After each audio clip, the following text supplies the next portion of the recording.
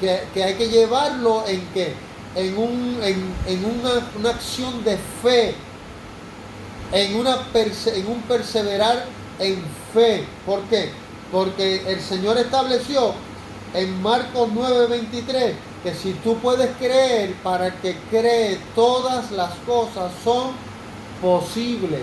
Y cuando dijo todas las cosas son posibles, todas incluye todo lo que tú estés buscando de parte de Dios para tener una vida abundante, como es la voluntad de Dios, que tengamos una vida que abundante. La voluntad de Dios es que seamos que bendecidos, que seamos prosperados, así como prospera nuestra alma, que seamos prosperados en todas las cosas, dice la Escritura. Entonces, una persona que tiene salud es una persona que está con la bendición de Dios. Y hay situaciones adversas que vienen a las vidas de nosotros porque hay procesos por los cuales el hombre y la mujer de Dios tienen que atravesar en ciertas circunstancias conforme al propósito de Dios. No todos pasamos por enfermedades, no todos pasamos por las mismas tribulaciones, pero el Señor dijo, esta palabra dijo, en el mundo tendréis aflicción. ¿Pero qué dijo? Mas confiad. ¿Por qué? Porque yo he vencido al mundo. Entonces, sí dijo que iban a haber tribulaciones, sí dijo que iban a haber problemas, que iban a haber adversidades, pero nos dijo, mírenme a mí, yo vencí. O sea, ¿a qué nos está invitando el Señor cuando nos llama a que miremos su ejemplo? Nos está llamando a que nosotros tengamos fe en lo que Él conquistó para nosotros poder ver respuesta a nuestras peticiones conforme a la necesidad que le estamos expresando. Sea Dios por siempre exaltado. Entonces, vamos a otro verso bíblico. Yo quiero que vayamos a Mateo, capítulo 8 de Mateo. Y vamos a seguir en esa guía de Isaías, en ese hilo de pensamiento de Isaías. Vamos a continuar con Mateo, en el capítulo 8, verso 14. 8:14 de Mateo dice: y cuando Yeshua llegó a la casa de Pedro, vio a la suegra de este postrada en cama y con fiebre. ¿Qué tenía? Tenía una situación que la puso en cama y tenía altas temperaturas porque tenía, ¿qué? Dice fiebre. El verso 15 dice, y tocando su mano, la fiebre la dejó, y fue levantada y le servía. Entonces, yo quiero que ustedes vean, el Señor todavía no ha ido a la cruz. En este momento, cuando sana la suegra de Simón Pedro, Él no ha ido a la cruz todavía. Pero ¿qué sucedió?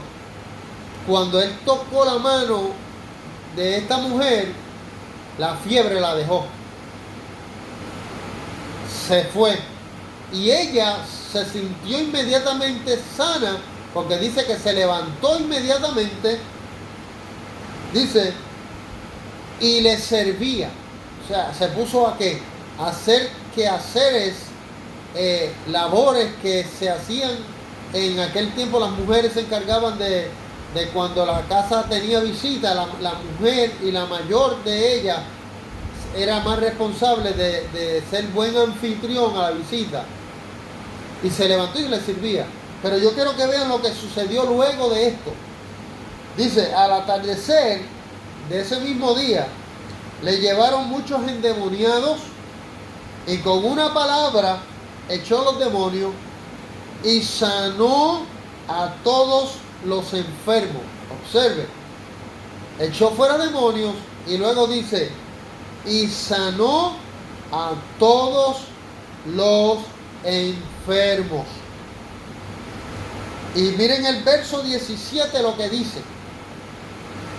Para que así fuese cumplido lo dicho por el profeta Isaías, cuando dice, Él tomó nuestras debilidades y llevó las enfermedades. Entonces, aquí se le está haciendo una referencia a lo que acabamos de leer en Isaías 53, de lo que iba a pasar con Jesucristo, cuando se manifestara al mundo en su ministerio. Y aquí vemos un cumplimiento de esa profecía. Ve, la misma escritura dice y señala a Isaías que aquí se estaba cumpliendo lo que Isaías dijo, que Él sanaría a los enfermos, que Él libertaría a los endemoniados. ¿Por qué? Porque el deseo del Señor es que la gente sea salva, pero que también sea sana. Entonces, nosotros tenemos que volver a proclamar el poder de nuestro Señor como un Dios sanador.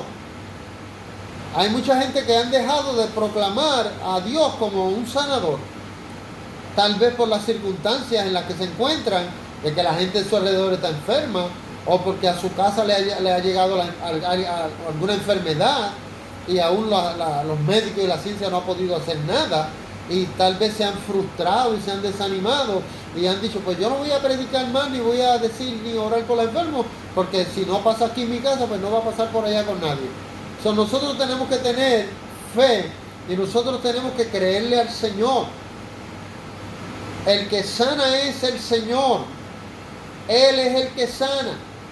Nosotros somos los que creemos que Él sana. Entonces, tenemos nosotros que decir la palabra creyendo de que Dios va a sanar a quien Él quiera sanar. De que la palabra, como está escrito, Él habló la palabra y nos sanó, dice la Escritura, y nos libró de la muerte. Dice, Él envió su palabra, nos sanó y nos libró de la muerte. Así está escrito en los Salmos. Entonces, la palabra, como le dijo el centurión, le dijo el centurión al maestro, Señor, di la palabra y mi siervo sanará. Entonces, vamos a creer a la palabra de Dios. Vamos a creer y vamos a proclamar la palabra de Dios. ¿Cuál es la palabra de Dios? Que ya Jesús vino para deshacer el pecado y deshacer la enfermedad. Entonces, el que puede creer en Él y puede recibir esta verdad, puede recibir el milagro también. Yo conozco mucha gente que Dios ha sanado de enfermedades terminales. Y conozco muchos que también se han muerto enfermos. Pero, ¿por qué se han muerto muchos enfermos? Yo no puedo decir, yo no sé por qué. Pero yo le creo a la palabra. Si la Biblia me dice que para el que cree todas las cosas son posibles, a lo mejor la fe sanadora en esa persona no llegó al nivel que tenía que llegar. Pienso yo, es una posibilidad. Yo no tengo todas las respuestas, yo no lo sé todo, pero yo sé que Dios es fiel a sus promesas y dice la Biblia que en Él las promesas son sí y amén. Y dice que Él no es un Dios que miente, dice la Escritura. Dice que Él no se muda, que Él permanece firme. Y dice también que Él es galardonador de los que le buscan.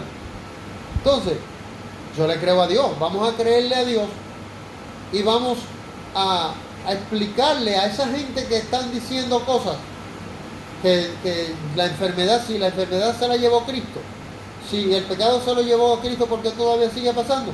Vamos a enseñarle por qué, según la Escritura. Es porque hay dos tipos de gente en el mundo. Están las criaturas de Dios y están los hijos de Dios. Y por causa de que no han aceptado el plan de la salvación, todavía tienen problemas para recibir los beneficios de Dios. Entonces, si hay fe, para el que cree, todas las cosas son posibles, dice la Escritura, no lo digo yo, lo dice la Escritura.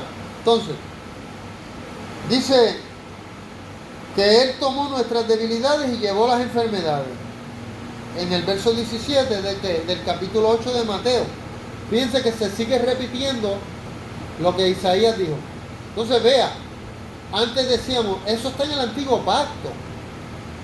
Ve, pero entonces, ahora vemos que del antiguo pacto coge vigencia en el nuevo pacto.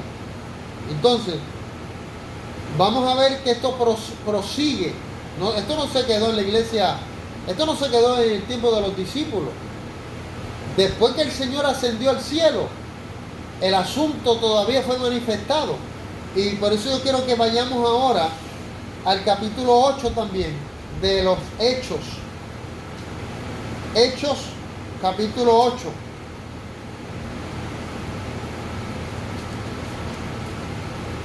Hechos, capítulo 8, verso 5.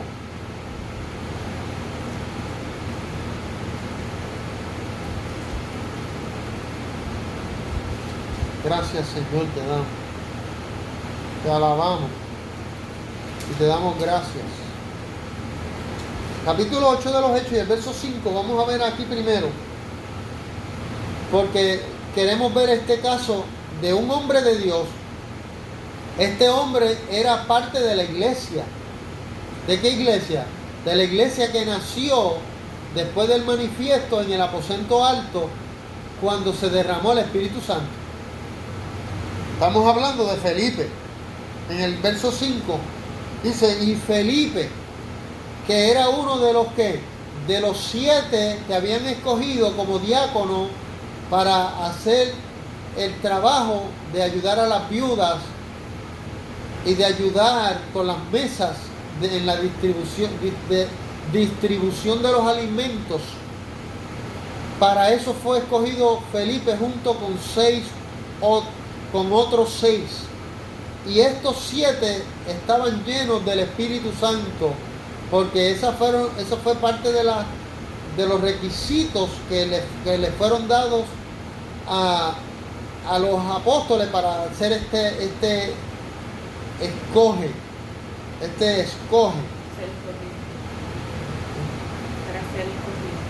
O para ser escogido para poder hacer este trabajo. Y Felipe fue uno de ellos. Pero ¿qué sucedió? Dice que bajando a una ciudad de Samaria, proclamaba a Cristo.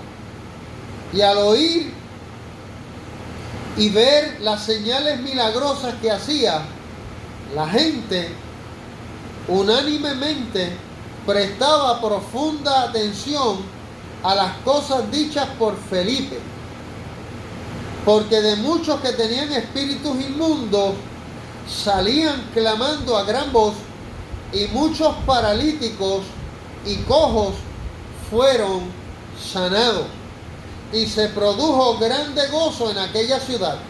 ¿A qué le recuerda ese panorama? ¿Se acuerdan del el Señor sanando a la suegra de Pedro? Y después en la tarde que sanó los enfermos y libertó a los que estaban endemoniados. Pero observen que ya Yeshua no está aquí. Ya Yeshua ascendió al cielo.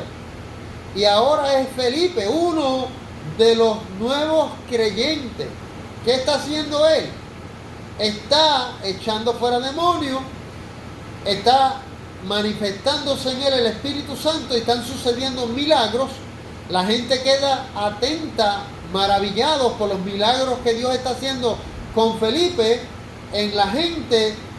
Entonces viene mucha más gente para escucharlo y recibir la sanidad que Dios está manifestando a través del poder que emana el Espíritu Santo por el instrumento Felipe. Entonces, observen cómo esto va continuando en el desarrollo de la iglesia. Esto no es un asunto que se quedó con los discípulos o los apóstoles. Esto es un asunto que continuó con la iglesia primitiva. Entonces, yo quiero que ustedes vean ahora en el verso 26 de ese mismo capítulo 8 de Hechos lo que sucedió. El verso 26. Estoy en el mismo capítulo 8 donde estábamos leyendo de Felipe. Seguimos con Felipe, pero veamos ahora este otro evento. Un ángel del Señor habló a Felipe. ¿Quién? Un ángel del Señor. Observe bien cómo Felipe tenía cielos abiertos y un ángel de Dios vino a hablar con él y a darle instrucciones. Pero ¿quién era Felipe? Felipe era un simple miembro de la iglesia que había sido escogido como un servidor a las mesas. Para que usted vea que Dios no hace acepción de personas, que el favor de Dios está en aquel y aquella que le cree a Dios. Y no importa la posición que tú ocupes en la iglesia, en la congregación, si tú le crees a Dios, tú eres un instrumento y puedes ser un instrumento de Dios para Él glorificarse a la magnitud de milagros, de maravillas, de proezas, como lo hizo Felipe. Esto no es un asunto que se quedó allá, esto es un asunto que está vivo todavía en el día de hoy. Dice que un ángel del Señor le habló a Felipe y le dijo: levántate y vete hacia el sur, al camino que baja de Jerusalén a Gaza. Este es un desierto. Y levantándose se marchó, y he ahí un varón etíope, eunuco, funcionario de Candance, reina de los etíopes, el cual estaba sobre todo su tesoro, quien había ido a Jerusalén para adorar, iba de regreso y sentado en su carruaje leía al profeta, ¿cuál? Isaías. Qué interesante. ¿A quién leía? Al profeta Isaías. Observe, cuando Jesús está con la suegra de Pedro que la sana, se dice luego del milagro que se estaba cumpliendo lo del profeta Isaías. Ahora vemos a Felipe, que es enviado con instrucciones de Dios por un ángel a que vaya junto al camino por donde va a pasar este etíope, que está leyendo la escritura de aquel mismo profeta llamado Isaías. ¿Qué tanta importancia con los escritos de Isaías? ¿Por qué será? ¿Por qué sería? Entonces vamos a ver aquí qué le dijo. Iba de regreso y sentado en su carruaje leía al profeta Isaías. Entonces, dice el verso 29, el Espíritu dijo a Felipe. Observe, primero le habló un ángel, pero ahora el Espíritu Santo es el que le está hablando. Acércate y júntate a ese carruaje. Corriendo Felipe lo oyó leyendo al profeta Isaías y dijo: ¿pero entiendes lo que lees? Y él contestó: ¿y cómo podría si alguno no me guía? Y rogó a Felipe que se subiera a sentarse con él. El pasaje de la escritura que leía era este. ¿Cuál? Isaías capítulo 53. Lo mismo que estamos hablando. Como oveja fue llevado a la matanza, y como cordero mudo delante del que lo trasquila, así no abre su boca. En la humillación su juicio fue quitado. ¿Quién contará su generación? Porque su vida es quitada de la tierra. Y tomando la palabra, el eunuco dijo a Felipe: te ruego, ¿de quién dice esto el profeta? ¿De sí o de algún otro? Entonces Felipe, abriendo su boca y comenzando desde esta escritura, ¿desde cuál? Capítulo 53 de Isaías, le anunció la buena noticia de nuestro Salvador. Entonces, la clave de los milagros, la clave de las liberaciones en la gente, la clave de la sanidad en la gente, está en el sacrificio de nuestro Salvador, en el Gólgota. En Él está la clave. Esa es la buena noticia. ¿Cuál es la buena noticia? Que el que cree en Él tiene vida eterna, que el que cree que en su cuerpo Él llevó nuestras enfermedades, tiene salud. Pero es el que cree. Esa es la buena noticia que estamos pregonando. Y seguimos pregonando. Que hay oportunidad para el pecador arrepentirse. Que hay oportunidad para recibir al Salvador. Y a la misma vez obtener los beneficios que el Señor nos concede de una vida plena, una vida abundante.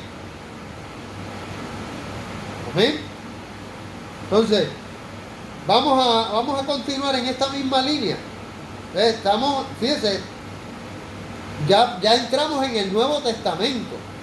Y según avanzamos en el Nuevo Testamento, estamos viendo que el mismo hecho, el mismo suceso, ¿cuál? Jesucristo en el Calvario, en aquella cruz, crucificado, llevando los pecados de toda la humanidad y en su cuerpo las enfermedades. Es lo que estamos viendo. Entonces, que allí Él crucificó, allí Él crucificó el pecado y crucificó que la enfermedad, hasta ese punto la llevó, para que tú y yo tengamos que el beneficio que nos da el Salvador, de que Él dio su vida para que nosotros la tomásemos. Por causa de su sacrificio nosotros somos beneficiados. Ok, seguimos. Estamos casi terminando, nos quedan ahí unos minutitos, pero tengo otra cita bíblica que trata de lo mismo. Vámonos entonces ahora a primera carta del apóstol Pedro. Primera carta del apóstol Pedro en el capítulo 2. Y en el verso 24.